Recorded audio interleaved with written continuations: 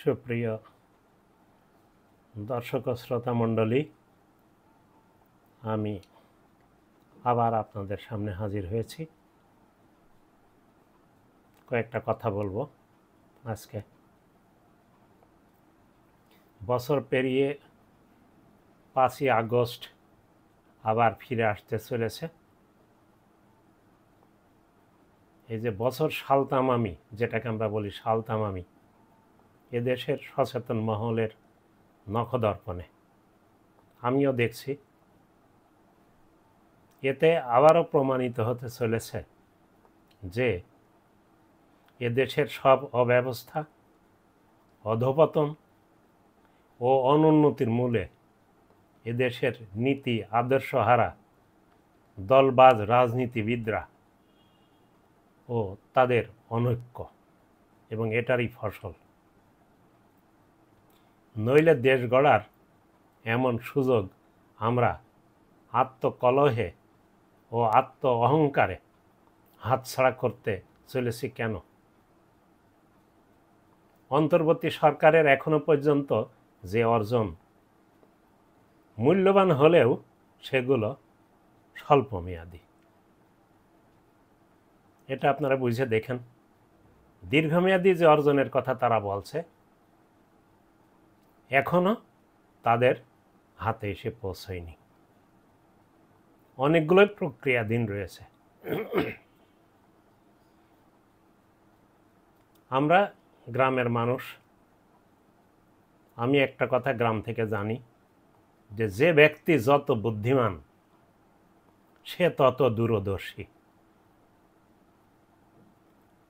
অন্তর্বর্তী সরকার দূরদর্শী হবে, এটা আমাদের প্রত্যাশা। শুধু বর্তমানকে নিয়ে চলবে না, ভবিষ্যতে দেশের কথা ভাবতে হবে। এবং এজন্য আমাদের সরকারের ভাবতে হবে যে আমাদের সামাজিক যে অধঃপতন, নৈতিক অধঃপতন, মূল্যবোধের যে অধঃপতন, রাজনৈতিক দলগুলোর নৈতিকতার যে অধঃপতন, এগুলোকে বিবেচনায় নিয়ে আসা। রাজনৈতিক দলগুলোর যে মন মানসিকতা এতদিনে তা প্রকাশ হয়ে পড়েছে। তাতে আমার মতো একজন ক্ষুদ্র মাস্টারের মনে হচ্ছে যে এই প্রক্রিয়াধীন কর্মকাণ্ডে যেগুলো অন্তর্বর্তীকালীন সরকার করতে চাচ্ছে, বেশি আশান্বিত না হয় ভালো। এটা আমার ব্যক্তিগত অভিমত। ছাত্র জনতার বিপ্লবের সার্থকতা নিয়ে বলতে গেলে আবার সেই লালনের গানকে আমার স্মরণ করতে হচ্ছে। আপনারা জানেন যে আমি কথায় কথায় গানের থেকে রেফারেন্স দিই।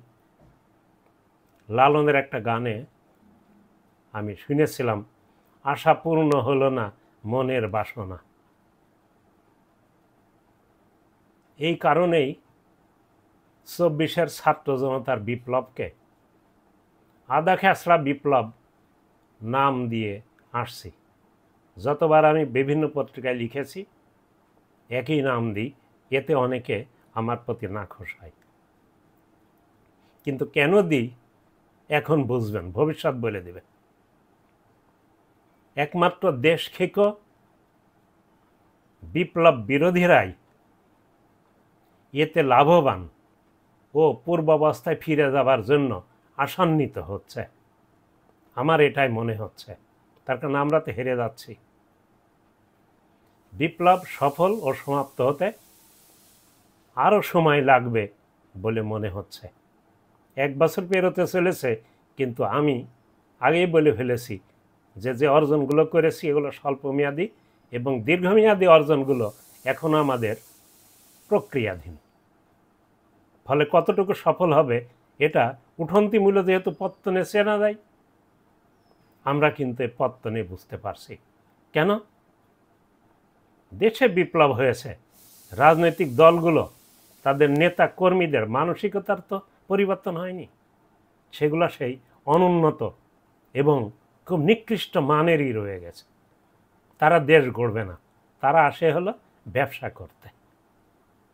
একটা উপাদেয় এবং খুব লাভজনক এবং কোনো দায়িত্ব হীনতার ব্যবসা হলে রাজনীতি দেশে। অথচ আমার মতো লোক এবং আরও এমনই এদেশের কোটি কোটি মানুষ এই অর্ধসমাপ্ত অবস্থায় বিপ্লব শেষ হতে কখনোই দেবে না। আমাদের হয়তো লাঠি হাতে নাই, কিন্তু মানসিকভাবে এবং কলম যুদ্ধ করে আমরা এই অর্ধসমাপ্ত বিপ্লব শেষ হতে দিতে পারি না। তার কারণ ৫৪টা বছরের দীর্ঘ প্রতীক্ষার ফলে আজকের এই বিপ্লব সাধিত হয়েছে। তো ১ বছর লাগলো না ৫ বছর লাগলো এটা আমাদের বড় কথা না। বিড়ালটা কালো না ধলা এটা বড় কথা না, শিকার ধরতে হবে। আমরা নতুন বাংলাদেশ, নতুন রাজনৈতিক দলের মন মানসিকতা চাই। সংক্ষেপে যদি বলি যে আমরা কেন এই বিপ্লব করেছিলাম, বিপ্লবের মূল লক্ষ্যটাই ছিল স্বাধীনতা সার্বভৌমত্বকে সুরক্ষিত ও সুসংহত করা। আধিপত্যবাদী আগ্রাসন ও শোষণ, আশ্রিত রাজ্যের অবস্থান ও দুঃশাসনের নিগড় থেকে দেশকে বের করে আনা। আমি বলছি দেশকে বের করে আনা সেখান থেকে। এদেশের লক্ষ লক্ষ শহীদের প্রাণের বিনিময়ে অর্জিত স্বাধীনতাকে পার্শ্ববর্তী দেশের দান বলে যে কথাটা প্রচলিত ছিল সেটা পুনরুদ্ধার করা। এটা দান নয়, এটা শহীদদের জীবনের বিনিময়ে যুদ্ধ করে অর্জিত স্বাধীনতা। সেটা নাকি তারা দান করেছিল আমাদের। এটা থেকে আমাদের এই দাবিটাকে নস্যাৎ করে দেয়া, এদেশের নাগরিকত্ব দেখিয়ে অন্য দেশের দাস বা গোলাম, গাদ্দারের মুখোশ পরে এ দেশকে যেভাবে শাসন করছিল তার নাক পাশ থেকে দেশকে মুক্ত করা, এটাও একটা উদ্দেশ্য ছিল। জাতির অস্তিত্ব মূল ছিন্ন পরগাছা অবস্থা থেকে ফিরিয়ে এনে নিজস্ব স্বাধীন মূল ভিত্তির উপরে দাঁড় করানো, এটাকে আমরা বলতে পারি স্বকীয় সত্তায় উদ্ভাসিত হওয়া। প্রভুর সহযোগে দাস কর্তৃক সীমাহীন দুর্নীতি, লুটপাট, অরাজকতা, বিচারহীনতা, এদেশের নিরপরাধ ভূমিপুত্র যারা দেশের মানুষ, এখানে যাদের জন্ম, বাপদাদার জন্ম, সেসব মানুষকে প্রতিহিংসার কারণে নির্বিচারে গুম হত্যা থেকে রক্ষা করা ইত্যাদি ইত্যাদি বলা যায়। এইগুলো ছিল আমাদের অতি সংক্ষিপ্তভাবে বলা এই বিপ্লবের উদ্দেশ্য। বিপ্লব অনেকটা সার্থক হয়েছে, এটা আমি মেনে নিই, অনেকটাই সার্থক হয়েছে, এটা মানতেই হবে।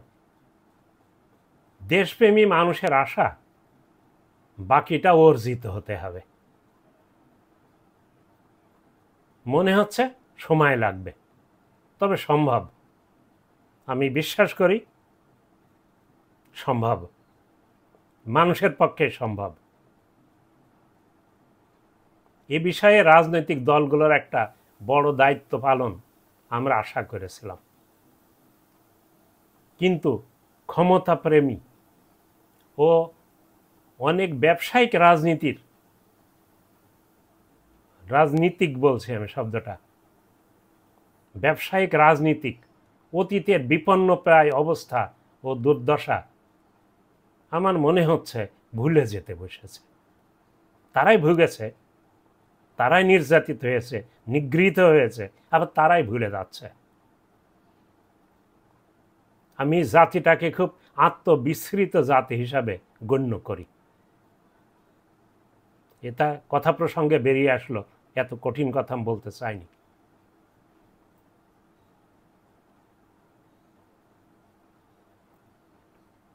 নির্বাচনকেই দেশ রক্ষার একমাত্র নিয়ামক বলে তারা ভাবছে। আমি এটা বিশ্বাস করি না। 91-তে, 96-তে, 2001-এ আমরা দেখেছি মোটামুটি সে নির্বাচনগুলো ছিল সুষ্ঠু। কিন্তু কি আমরা কি সুন্দর রাজনৈতিক দল পেয়েছি দেশের উপযোগী? পাইনি। সেই অভিজ্ঞতা থেকে আমরা বলতে পারি যে নির্বাচন করলে সব কিছু হয়ে গেল, পদে বসে ক্ষমতার দাপট দেখালাম আর চাঁদাবাজি করে বেড়ালাম, এটাই সব নয়। আমাদের আশা আপাদমস্তক দুর্নীতির রাহুগ্রস্ত, অসৎ মানসিকতা সম্পন্ন, দুরারোগ্য ব্যামোক্লিষ্ট রাজনীতির কবর দিয়ে রাজনীতির নতুন সুস্থ ধারা চালু হোক, এটা আমাদের আশা।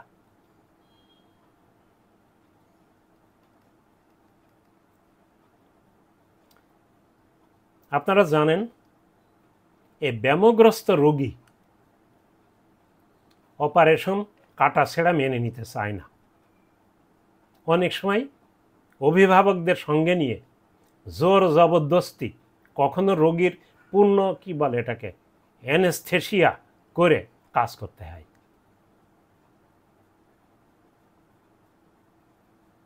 আমি বর্তমান সরকারের কাছ থেকে সেরকম কিছু আশা করি। বর্তমানে রাজনৈতিক দল নামীয়, রাজনৈতিক দলের নামে রোগীর যে দেহ মন মারাত্মক ভাইরাসে আক্রান্ত। কথাগুলো কঠিন শোনাচ্ছে, ভাষাটা একটু কঠিন। মারাত্মক ভাইরাসের আক্রান্ত।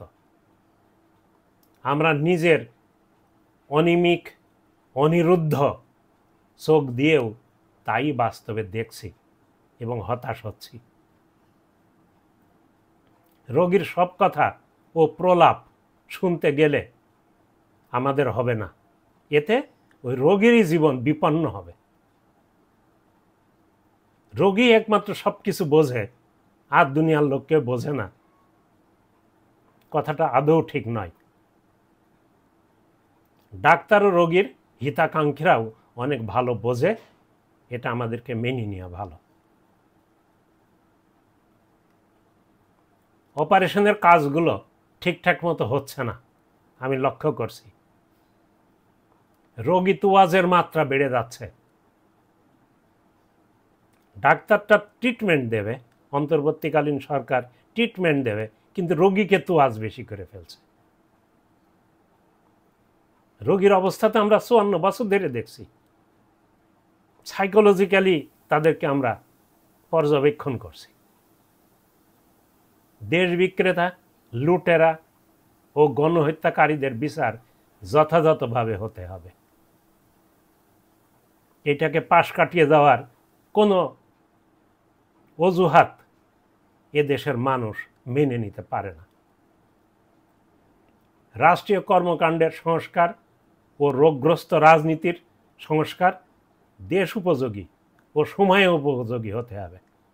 আমরা শুধু রাষ্ট্রীয় কর্মকাণ্ডের সংস্কারের কথা ভাবছি, কিন্তু রোগগ্রস্ত দুর্নীতিগ্রস্ত রাজনীতির সংস্কারের কথা আদৌ ভাবছি না।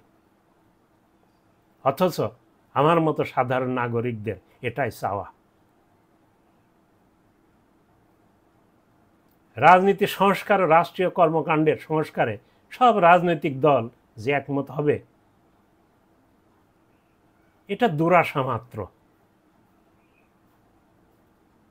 এটা আজকে বলে রাখছি, আমার হাতের তালুতে এখনো পশম গজায়নি।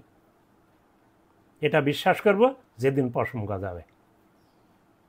এখানে দেশের ভবিষ্যৎ উন্নয়ন ও উপরে যেগুলা ওই যে আগে আগে আমি বর্ণনা করলাম, এই সমস্যাগুলো অবস্থা থেকে পরিত্রাণ পাওয়াটাই প্রধান উদ্দেশ্য।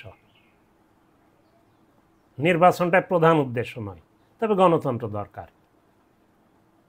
আমি আজকের এই আলোচনায় বিশ্লেষণে মাত্র দুটো উদাহরণ দেব এবং দুটো প্রস্তাব দেব।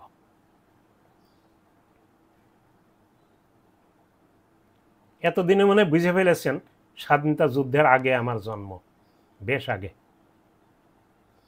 আমার একটা অভিজ্ঞতা আছে। যুদ্ধের পর আমরা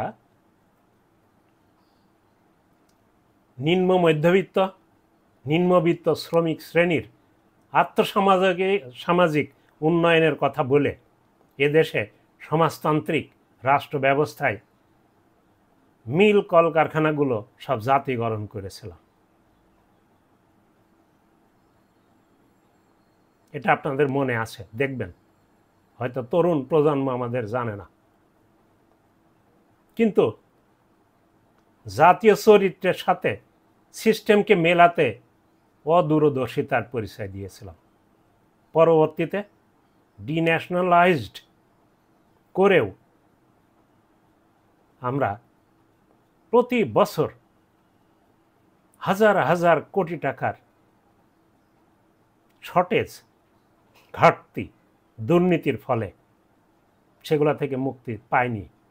এখনো পর্যন্ত এর রেশ চলছে আমাদের অর্থনীতিতে, আমাদের বাজেটে।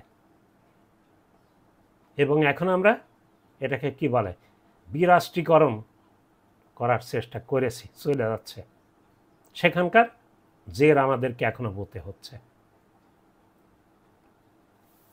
আমি বাম ঘরানার কমরেডদের আশ্বস্ত করতে চাই যে এর ফলে যে কাজ আমরা করেছিলাম, টার্গেট শ্রেণী কোনোভাবেই এ পর্যন্ত উপকৃত হয়নি।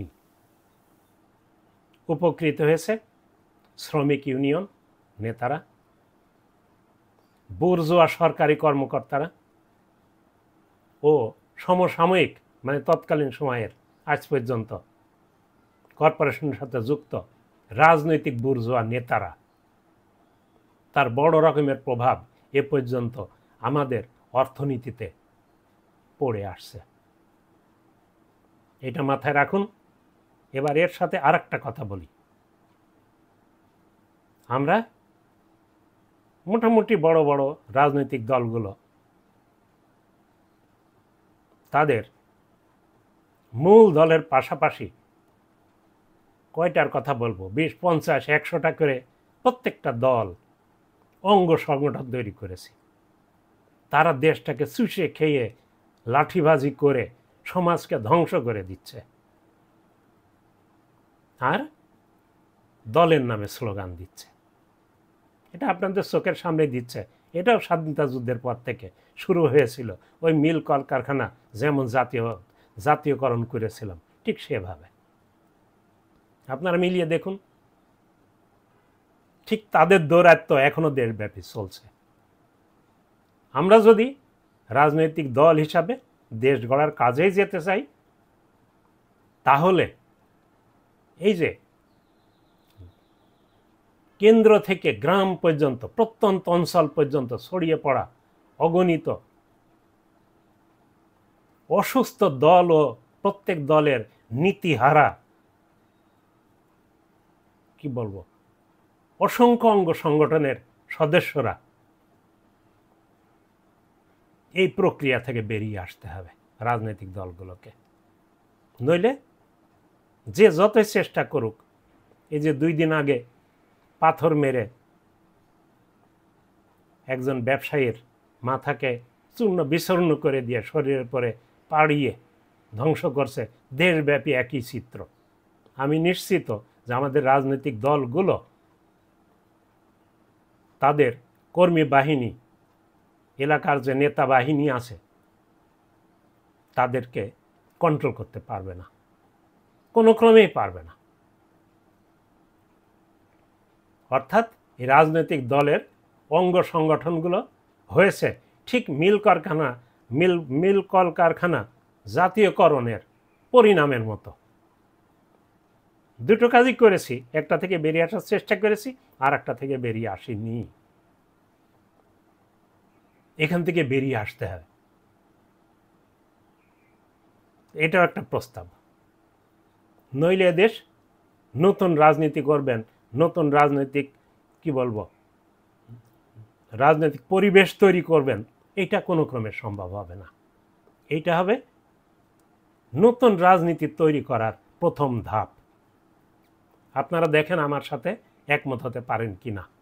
অনেকে একমত হবেন না, তার কারণ যারা রাজনীতির গন্ধে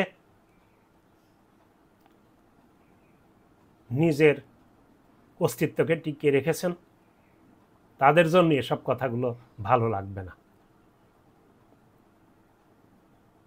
বর্তমান রাজনীতিক নেতাকর্মী রাজনীতিকে একটা লাভজনক ব্যবসা হিসেবে নিয়েছে।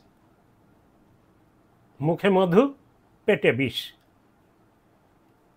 এর আর একটা কথা শুনছিলাম, এর শেষের অংশটুকু, এদের তোরা চিনে নিস। তা আমাদেরকে চিনতে হবে। রাজনীতিকরা নিয়ম মোতাবেক দেশ চালাতে থাকবে, যেহেতু তাদের পর আমরা আস্থা রাখি। যদি তারা ভালো মতো কাজ করতে পারে, দেশের উন্নতি করতে পারে, নীতি নিয়ে কাজ করতে পারে। কেউ রাজনীতি করতে চাইলে মূলধারায় এসে রাজনীতি করবে, আমাদের তো কোনো আপত্তি নাই। মূলধারায় এসে রাজনীতি করবে। দেশবাসীর বিশ্বাস, পোকা ধরা রাজনীতির বিস্তার প্রসার যত সংকীর্ণ হবে, দেশ তত ভালো চলবে। তার কারণ আমরা বুঝে ফেলেছি, সকল কি বলবো অঘটন, সকল দুষ্কর্ম, এ দেশের অনুন্নতির পিছনে দায়ী হলো এই তথাকথিত রাজনীতি। রাজনীতির নামে লাভজনক ব্যবসা। রাজনৈতিক কর্মকাণ্ড দায়বদ্ধতা ও জবাবদিহিতার এথিক্স ও কোড অফ কন্ডাক্ট থাকবে। যেমন আমরা সরকারের কাঠামোকে সংস্কার করছি, ঠিক রাজনৈতিক দলগুলো তাদের অঙ্গ সংগঠনকে তো ব্যান করে দিতে বলছি, করে এদের একটা কোড অফ কন্ডাক্ট সংস্কার করতে হবে, কাঠামো তৈরি করতে হবে। এগুলোকে আমাদের সংবিধান ইনকর্পোরেট করতে হবে। দেশে আইনের নিরপেক্ষ শাসন থাকবে। আইন অমান্যকারীরা নিরপেক্ষ বিচারের সম্মুখীন হবে। ওই রাজনীতিবিদরাই, তাদের দলের কোনো নেতা কিংবা কোনো কর্মী যদি দুষ্কর্মে লিপ্ত হয়, তাহলে তাদের উচিত আইনের হাতে সোপর্দ করা। এইটা যেদিন করবে, সেদিন জানবেন যে রাজনৈতিক দল আসলে জাতে উঠেছে, দেশের উপযোগী হয়েছে, দেশকে তারা ভালোবাসে এবং দেশের কল্যাণ কামনা করে। এইটা যতদিন না করবে, শুধু রাতের অন্ধকারে ওই ওকে বহিষ্কার করলাম, 2 দিন পরে মনে মনে এসে আবার ওই মঞ্চের সামনে বসে থাকে, এটা আমরা দেখে আসছি। তাদের এই লোক দেখানো বহিষ্কারে আমরা সন্তুষ্ট নই। আমার ধারণা, শুধু রাষ্ট্রীয় কর্মকাণ্ড ও কাঠামোগত যে সংস্কার অন্তর্বর্তীকালীন সরকার হাতে নিয়েছে, এটাতে এদেশের উদ্দেশ্য, ভবিষ্যৎ উদ্দেশ্য এবং এই যে বিপ্লবের উদ্দেশ্য সার্থক এবং ফলপ্রসূ হবে না। একটা কথা স্মরণ করে দিই, এদেশে রাজনীতি এখন আর কোনো দেশ গড়া ও জনসেবার মঞ্চ না। রাজনীতি একটা ঝুঁকিবিহীন মুখ সর্বস্ব লাভজনক ব্যবসা। এটা তো বারবারই বলছি। এতে মেধাবী নাই তা বলবো না, কিন্তু অধিকাংশই মাস্তান। মেধাবী সুশিক্ষিতের সংখ্যা এখানে খুব কম। এটা বাস্তবতা। আমার এই কথাটা বিশ্বাস না হলে, সৃষ্টি আপনাকে একটা চোখ দেয়নি, 2টো চোখ দিয়েছে। 2 চোখ মেলে একটু দেখুন, ভালোভাবে দেখুন, পরখ করে দেখুন। আমার চোখে চশমা আছে, এরকম চশমা লাগিয়ে দেখুন আমি যে কথাগুলো বলছি সত্য না মিথ্যে। এজন্য রাজনীতিতে এত ভিড়, এত লোকের আগমন, গরুর হাটের দরদাম চলছে সেখানে। প্রতিযোগিতা, মিথ্যাচার, আদর্শচ্যুতি। দ্বিকক্ষবিষ্ট আইনসভার কথা আমরা বলছি, আনুপাতিক প্রতিনিধিত্ব, কি বলি এটাকে, প্রতিনিধিত্ব ব্যবস্থা আমরা আনতে চাচ্ছি। এই অবস্থায় পরিবর্তন আনতে পারবে বলে আমি মনে করি না। তার কারণ এটা শুধু নামমাত্র, কি বলবো, দ্বিকক্ষ বিশিষ্ট আইনসভা হবে, আনুপাতিক প্রতিনিধিত্বের ব্যবস্থা হবে, কিন্তু রাজনীতির যে দোষ, এদেশে যে রাজনীতি পয়সা দুর্গন্ধ বেরোচ্ছে, এইটার কোনো পরিবর্তন, এই রোগের চিকিৎসা এই ওষুধ না, এটা জেনে রাখুন। এতে এবং এমন অসংখ্য সংস্কারের দফা এদেশে অভিনবত্ব বাড়াবে, অনেক অভিনবত্ব আসবে, অনেক খেলুম দাদা, অনেক খেলুম, কিন্তু আসলে বাস্তবতা, বাস্তবায়ন, নতুন বাংলাদেশ, নতুন কাঙ্ক্ষিত বাংলাদেশ গড়ার স্বপ্ন কতটুকু পূরণ হবে ভাবার বিষয় আছে। দেখেন, আমি একজন ক্ষুদ্র মাস্টার, কাঙালের কথা বাসি হলেই ফলে। এই অবস্থার ভবিষ্যৎ বাংলাদেশ গড়তে আবার রাজনৈতিক দলের উপর পূর্ণ আস্থা রাখা ঠিক হবে না। পূর্ণ আস্থা আজকে 54টা বছর ধরে রাখছি। ফলে এদেশ গড়তে গেলে রাজনীতির প্রকৃতি নেচার, রাজনীতির নেচারটাকে বদল করতে হবে। এটা হলো আমার কথা। আরেকবার বলি, এদেশকে গড়তে গেলে রাজনীতির প্রকৃতি বা নেচারকে রাজনৈতিক বিদ দিয়ে অথবা অন্তর্বর্তীকালীন সরকার দিয়ে আইন করে বদলাতে হবে, নইলে কিন্তু নতুন বাংলাদেশ গড়া কোনো ক্রমেই সম্ভব হবে না। এটা মোটামুটি একটা গ্যারান্টি দেওয়া যায়।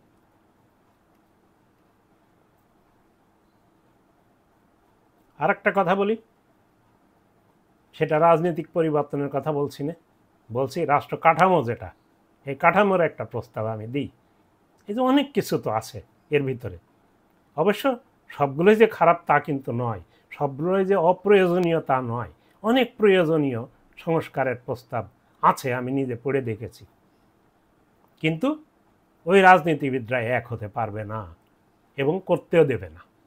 ঘুরিয়ে ফিরিয়ে পেঁচিয়ে বিভিন্নভাবে দেখবেন যে যাহা পুরং তাহাই পরং, ওই তাদের ব্যবসা চলবেই, তাদের চাঁদাবাজি চলবেই।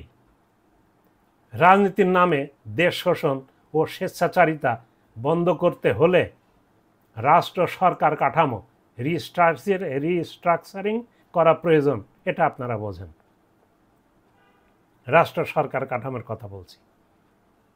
সংস্কারের জটিলতা বাদ দিয়ে সহজ সমীকরণে যাওয়া ভালো। যত সহজ বুদ্ধি সাধারণ মানুষ বোঝে, অল্প টোটকা চিকিৎসায় যদি আমরা কিছু করতে পারি সেটাই ভালো। বেশি দীর্ঘমেয়াদী দীর্ঘসূত্রিতা পছন্দনীয় নয়।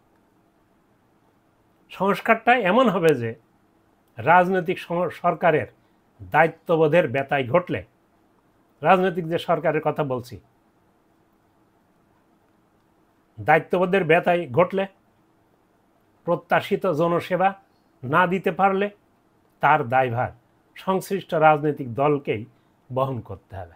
সিস্টেমটা এমন হতে হবে। দেশ নিয়ে রাজনৈতিক ব্যবসা করতে অঢেল সুযোগ সুবিধা ও মুক্ততা দেওয়া কোনো মতে আমাদের জন্য উচিত হবে না। যে কোনো মূল্যে দেশ ও দেশের মানুষকে রাজনৈতিক দলের এই অসুস্থ জিম্মি দশা শোষণ থেকে মুক্ত করতে হবে। এটাই আমাদের টার্গেট। রাষ্ট্র ও সরকারের মধ্যে ক্ষমতা দায়িত্বের উপর উপযুক্ত ভারসাম্য আনতে হবে। এই কথা আমি বহু লেখাতে, অনেক লেখাতে, বিভিন্ন পত্রিকায় কলাম আকারে লিখেছি। একটা পত্রিকায় না, একাধিক জাতীয় পত্রিকায় লিখেছি, কিন্তু সেগুলা অনেকের দৃষ্টিতে এড়িয়ে যায়, পড়ে না। কিংবা কেউ ইচ্ছে করেই এড়িয়ে যায়। ভেবে দেখতে পারে যে আমার এই প্রস্তাবগুলো আসলেই ঠিক কিনা, সুন্দর কিনা, গঠনমূলক কিনা, রাষ্ট্রের সময়ের উপযোগী কিনা। এটা অনেক সময় করে না। তারপরেও আজকে আমি বলছি। তাহলে কি বললাম? রাষ্ট্র সরকারের মধ্যে ক্ষমতা দায়িত্বের একটা ভারসাম্য আনতে হবে। রাজনীতিকদের হাতে সরকার চালানোর কর্মভার থাকবে। তারা দেশ ও জনগণের সেবা করবে। জনগণ রাষ্ট্রের স্বার্থ ও সরকারের কর্মকাণ্ড সুষ্ঠুভাবে দেখভালের দায়িত্ব থাকা প্রয়োজন রাষ্ট্রের হাতে। তাহলে এই যে রাজনৈতিক দলের কর্মকাণ্ডগুলো সুষ্ঠুভাবে তারা পালন করছে কিনা,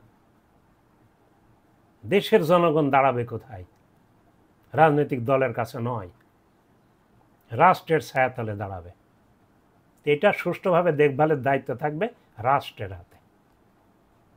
রাষ্ট্রে একাকী কেউ আবার এ দায়িত্ব পালন করবে না। রাষ্ট্রের প্রধান প্রেসিডেন্ট, তাকে আমরা বলছি না যে তার একাকী এটা করতে হবে, সেখানে স্বেচ্ছাচারিতার অভিযোগ আসতে পারে।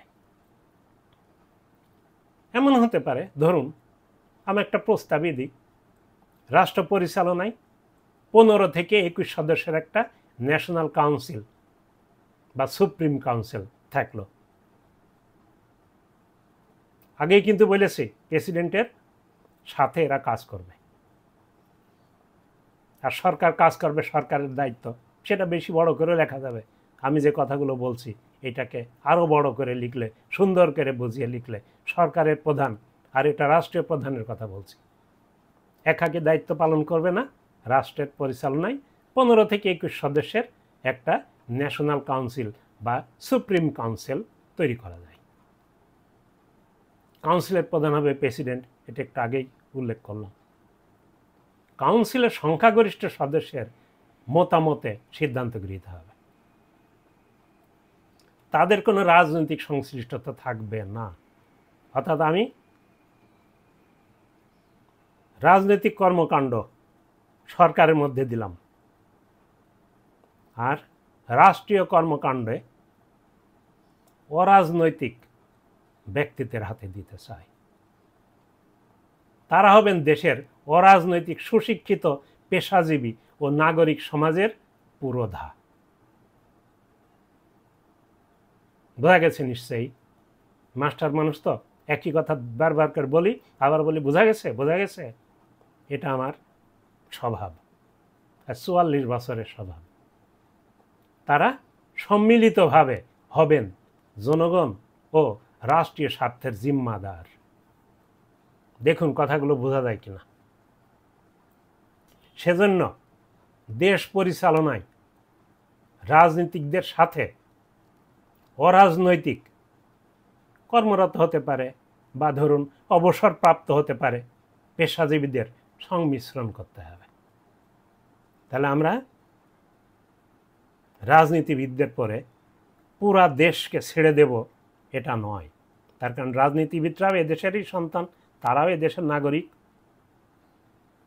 এই যে পেশাজীবী যারা আছে, তারপর নাগরিক সমাজের যারা আছেন, সাধারণ মানুষ রাজনীতি করে না, আমি যেমন রাজনীতি করি না, আমাদের কোনো মূল্য নেই, আমরা বুঝি না কিছু, আমরা দেশের কল্যাণ ভাবি না, এটা ঠিক নয়।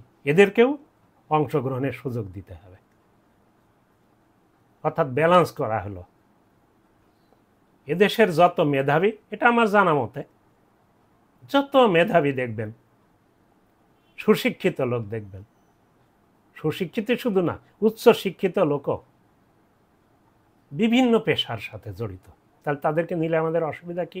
তারা তো এদেশেরই সন্তান এবং সুশিক্ষিত, উচ্চ শিক্ষিত এবং মেধাবী, সবাই বিভিন্ন পেশায় রয়ে গেছে। কিন্তু তাদের একটা জিনিস আমরা দেখব যে তারা কোনো রাজনীতি করবে না, করতে পারবে না, অরাজনৈতিকভাবে কাজ করবে। এইরকম একটা যদি আমরা কি করি, একটা নির্বাচক মণ্ডলী তৈরি করি, ধরুন 1 লাখ বা 2 লাখ বা 3 লাখ পেশাজীবী বা এদের সামাজিক নাগরিক সমাজের পুরোধাদের নিয়ে একটা কি বললাম, নির্বাচক মণ্ডলী তৈরি করলাম। এই নির্বাচক মণ্ডলীর ভোটে এই 15 থেকে 21 সদস্য বিশিষ্ট এই ন্যাশনাল কাউন্সিল বা সুপ্রিম কাউন্সিল গঠিত হবে। দেখুন, তাহলে এখানে গণতন্ত্রের চর্চা থাকলো। কিভাবে থাকলো? যে এই 1 লাখ বা 2 লাখ বা 3 লাখ যে সুশিক্ষিত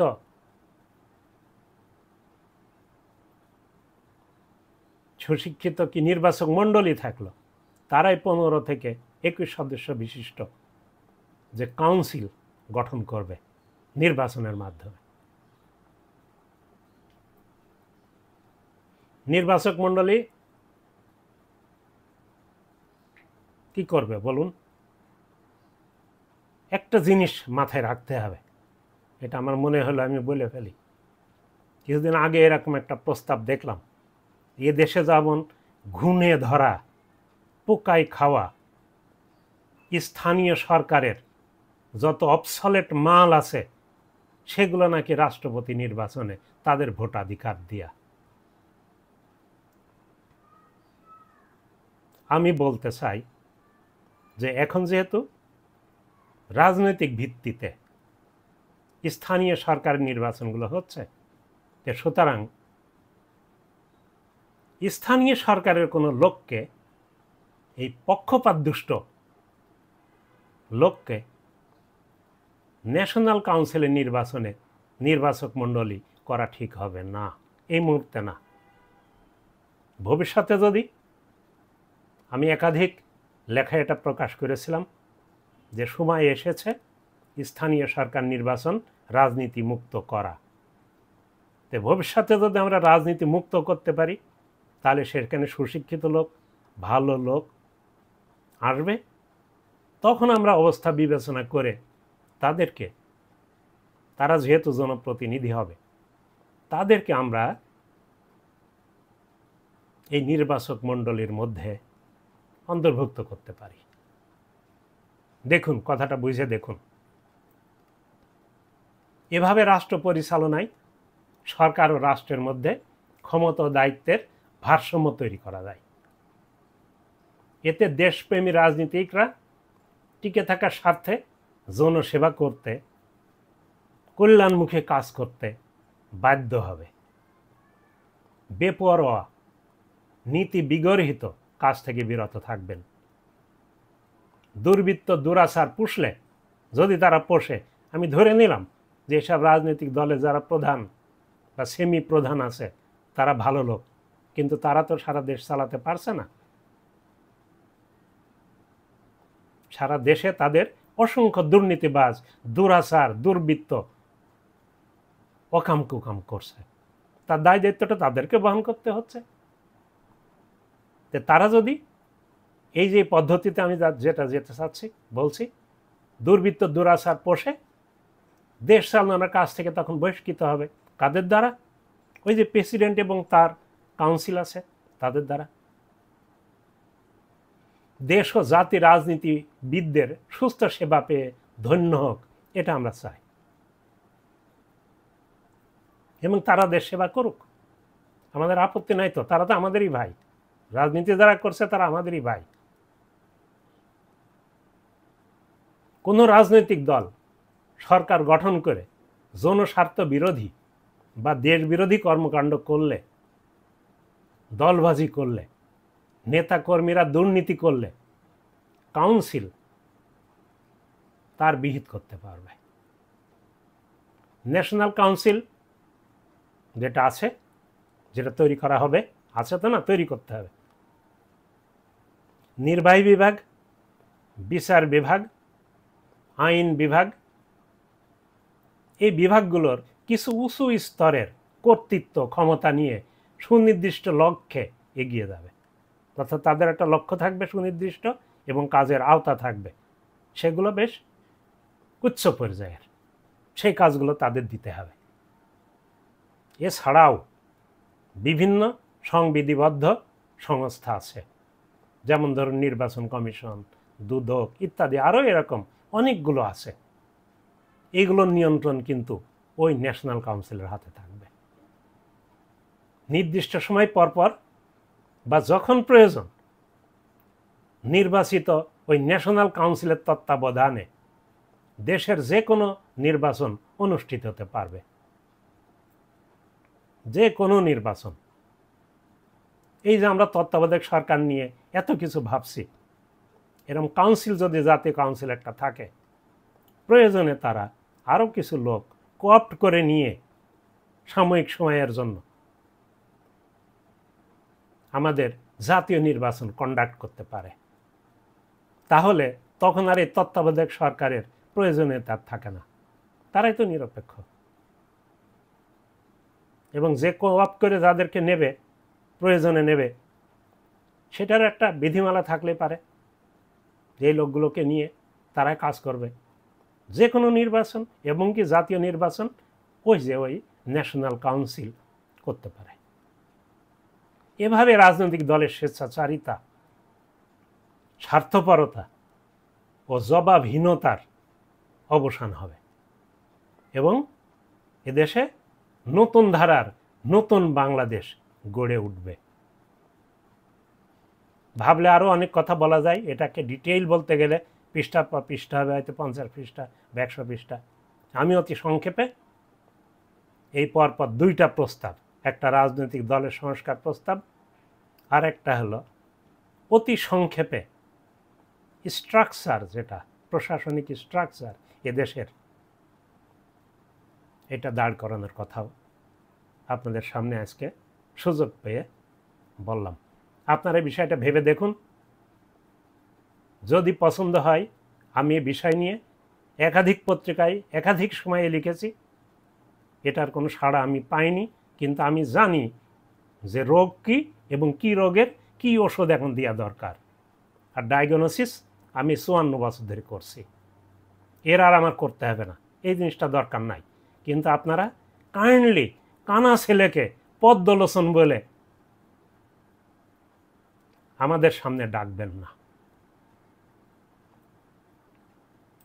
আমি একটু খারাপ ভাষায় বলি, পত্রিকায় মাঝে মধ্যে এই কথাটা লিখেছিলাম, যে যার গার গন্ধেই ঘুম আসে না তার নাম আমরা আতর আলী বলে রাখতে বলি। ডাকেন, আতর আলী, আতর আলী কোথায় আছিস, এদিকে এগিয়ে আস। অথচ তার গার গন্ধে ঘুম আসে না। এই কাজ আমরাই যে, এটাকে বলে আত্মপ্রবঞ্চনা। এই আত্মপ্রবঞ্চনা থেকে আমি আমাদের অন্তর্বর্তীকালীন সরকারকে সাবধান হতে বলি। তে আমার জন্য আমাকে সময় দেওয়ার জন্য আপনারা শুনছেন, এজন্য ধন্যবাদ। আবার কোনো একটা ভিডিও নিয়ে আপনাদের সামনে হাজির হব। আমার জন্য দোয়া করেন। ধন্যবাদ।